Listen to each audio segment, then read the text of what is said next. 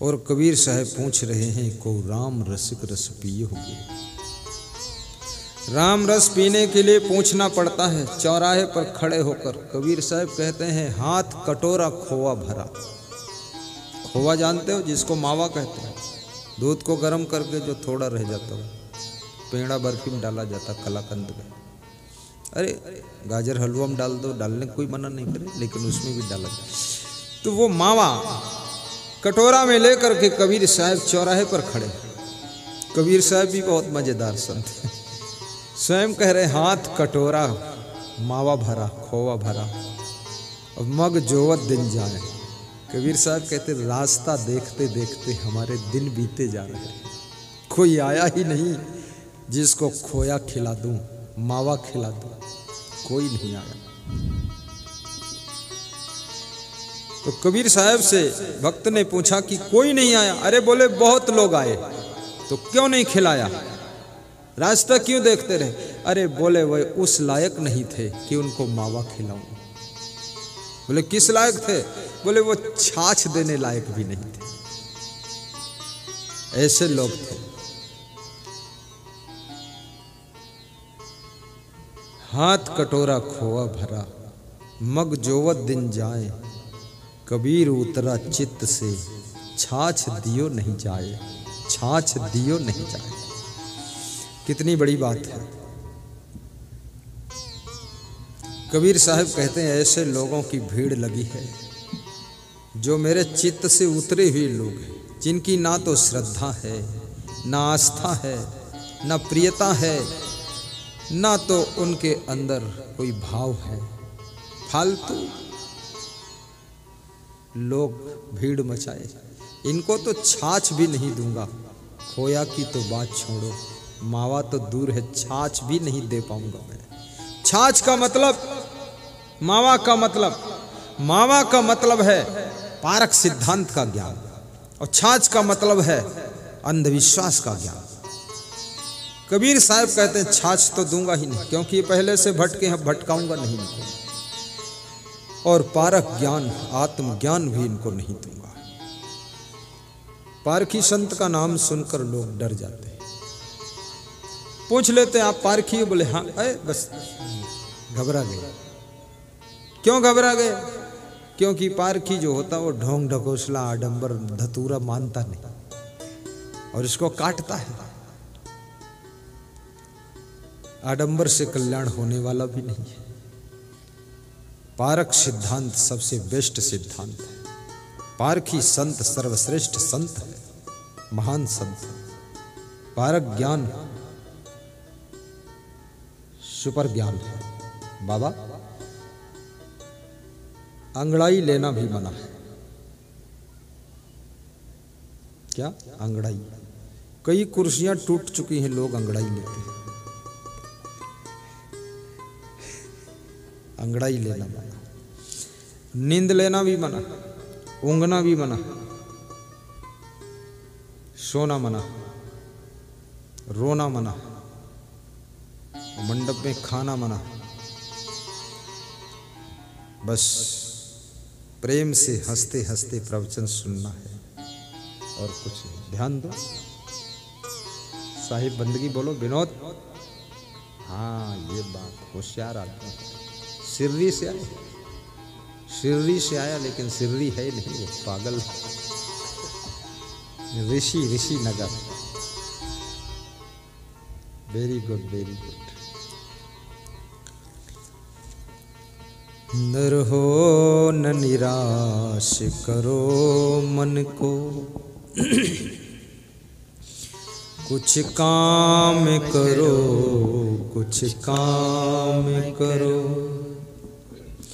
जग में रह कर कुछ नाम करो। मैथिली शरण गुप्त राष्ट्र कवि हुए, वे कहते हैं जग में रहकर कुछ नाम करो। इस संसार में थोड़ा नाम भी करो अपना। बदनाम नहीं करना है, नाम करना है। कुंभकर्ण का नाम था, नहीं बदनाम था। किस चीज में? सोने और खाने में कुंभकर्ण बदनाम था।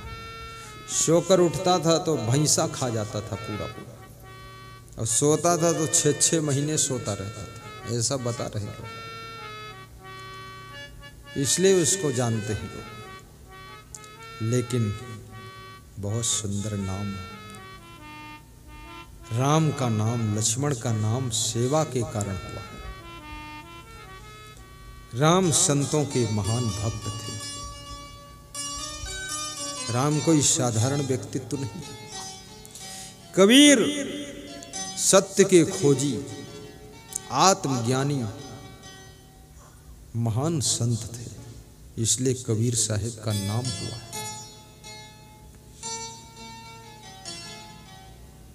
को राम रसिक रस पियहुगे जुग जियहुगे। साहिब कहते हैं कोई राम रस पीने वाला हो तो उसे पिला दो, और जो राम रस पी लेगा युगों युगों तक जिएगा, अर्थात अमर हो जाएगा, अर्थात अमर आत्मा का बोध हो जाएगा और आत्मी जीवन जीना शुरू कर देगा। 3 प्रकार की जिंदगी होती है। एक तो शारीरिक जिंदगी, शरीर के स्तर में जीना। शरीर के लेवल में अगर जी रहे हो तो तुम पशु के लेवल में। पशु को अपने शरीर के लिए बस जीना होता है। भूख लगती खा लेता है, नींद लगती सो लेता है, इंद्रियों के भोगों को भोग लेता है और कोई परवाह नहीं। ये पशु श्रेणी की जिंदगी है। अगर शरीर के लेवल में जीते हो, अगर ये कहते घूम रहे हो कि 2 रोटी का सवाल है, तो समझ लो पशु हो तुम। किससे सवाल कर रहे हो? अरे 2 लाख रोटी पैदा कर दो, सवाल कर रहे 2 रोटी। ये कहो 2 लाख रोटी खिलाऊंगा मैं किसी को। इतना असमर्थ क्यों बन रहे? धन भी खूब कमाओ, दान भी करो, सत्संग भी कराओ। बिरबिरा के मनीराम जी ने भी सत्संग बिरबिरा में करवाया था। खड़े हो जाओ मनीराम। मरौद के खगेंद्र साहू ने समस्त ग्रामवासियों के सहयोग से वहां करवाया था। ताली बजा दिया करो। बहोर राम जी चटौद से वहां सत्संग करवाया था। बैठो, वाह धन्यवाद। रजऊ राम जी ने अछोटी में सत्संग करवाया था। खड़े हो रजऊ राम। कहाँ गए? अच्छा, वो स्वागतम गीत गा के निकल गए। कुछ काम है, कोई बात नहीं। सिर्री में 2 बार सत्संग। हमारे एक भक्त रहते हैं, दोना पत्तल का बिजनेस करते हैं, ठाकुर राम साहू। बड़ी श्रद्धा है, 2 बार करवाया। अपनी कमाई का 10% धर्म में लगाना चाहिए, और सबसे बड़े धर्म का काम है सत्संग कराना, भंडारा करना। आज यहाँ सत्संग हो रहा, हथबंद गांव के घर घर से कुछ न कुछ चंदा आया है, और वो चंदा से आज चंदन जैसी शीतलता सबको प्रदान की जा रही है। ये हजारों लोग सत्संग का लाभ लेंगे। विभिन्न गांवों से आकर के लोग राम रस पान करेंगे। इनका जीवन धन्य होगा, महान होगा। व्यास गादी धन्यवाद देती है हथबंद वासियों को। धन्य हो उमेश जी और जितने हैं इस गांव के भक्त। मेरे पास शाम को बैठना, थोड़ा नाम तो याद करूं आपको, संकोच न करना कोई लोग। मैं बहुत खुश हूं आपसे। सत्संग स्थल भी बहुत अच्छी जगह रखा है, बड़ी जगह है। राम रसिक रस पियहुगे, पियहुगे जुग जियहुगे, पियहुगे जुग जियहुगे। राम रसिक रस पियहुगे। कबीर साहब राम रस की महिमा गा। राम रस क्या है? ये भक्ति रस ही तो राम रस है, और राम रस ही तो अमृत रस है। एक तो अमृत जिसकी चर्चा होती है, जिसको पीकर लोग अमर हो जाते हैं।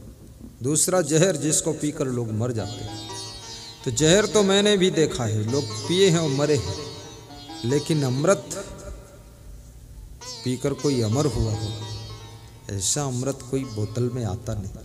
जहर तो आता है बोतल में, पर अमृत वाणी होती है। जिस अमृत वाणी को सुन करके अमर आत्मा का बोध हो जाता है, उस अमर आत्मा का बोध होने से तुम ज्ञान प्राप्त कर लेते हो कि मैं अमर हूँ, अजर हूँ, अविनाशी हूँ, मैं कभी मरता नहीं हूँ, शरीर नश्वर है, बस यही अमृत का पान है। अमर आत्मा का ज्ञान की जय।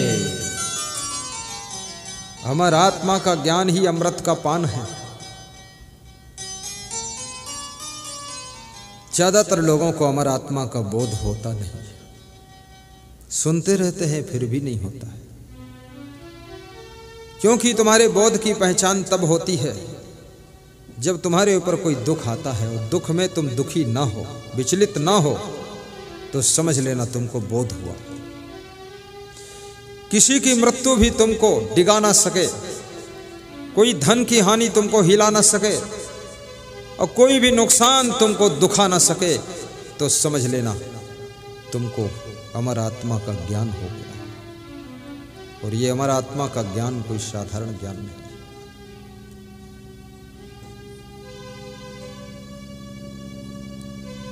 अहम शुद्ध चैतन्य ज्ञानम स्वरूपम अजरहम अमरहम अखंडम अनुपम। अहम शुद्ध चैतन्य ज्ञानम स्वरूपम अजरहम अमरहम अखंडम अनुपम। अनुपम ज्ञान है।